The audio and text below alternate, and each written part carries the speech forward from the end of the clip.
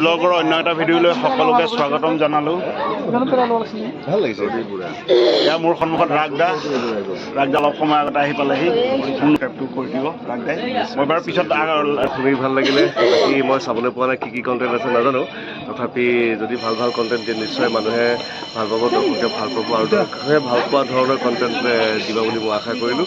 বহুত বছৰৰ মূৰত লগ পাইছোঁ, ভাল লাগিছে। 12 বছৰৰ পিছত এখন 12 বছৰ আগতো উঠা এখন ফটো আজি দেখালা, সঁচাকৈ মানে ভাল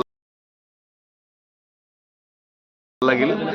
ইমান বছৰে যে সেইখন ফটো আছে, সাঁচি ৰাখিছে আৰু সেইখন ফটো যে আজি মোক দেখাই যাব, খুব ভাল লাগিছে। আৰু এখন আজি উঠিম দুয়ো উঠি দুইখন একেলগে দি দিম। কালিয়ে কথা পাতিছিলোঁ ৰাগদাৰ লগত। হয় ঠিক আছে, সকলোৰে শুভেচ্ছা থাকিলে, ধন্যবাদ। ইয়াৰ সন্মুখত দেৱাশ্ৰী বাও আছে। নমস্কাৰ।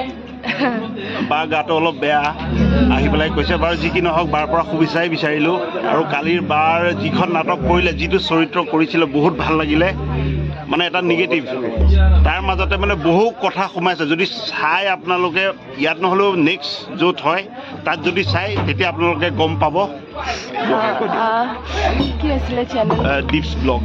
আচ্ছা, দীপছ ব্লগৰ সকলো ছাবস্ক্ৰাইবাৰকে মই তেওঁৰ ফালৰ পৰা ধন্যবাদ জ্ঞাপন কৰিছোঁ, ইমান মৰম দিয়াৰ বাবে তেওঁৰ চেনেলক।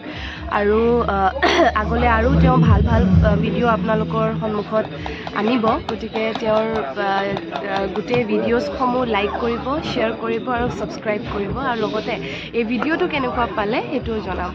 ধন্যবাদ। এই আমাৰ থিয়েটাৰৰ গোটেই বন্ধুসকল, অকণ লাইটিংটো কম হৈ আছে। বাৰু যি কি নহওক সকলোকে মানে হাই বুলি ক'লোঁ। আৰু তেওঁলোকক এবাৰ সুধিম কেনেকুৱা পাইছে আমাৰ গাঁওখনলৈ আহি। এবাৰ কৈ দিয়কচোন মনৰ ভাৱটো। ধুনীয়া, ভাল লাগিছে, তেওঁলোকে বহুত ভাল পাইছে।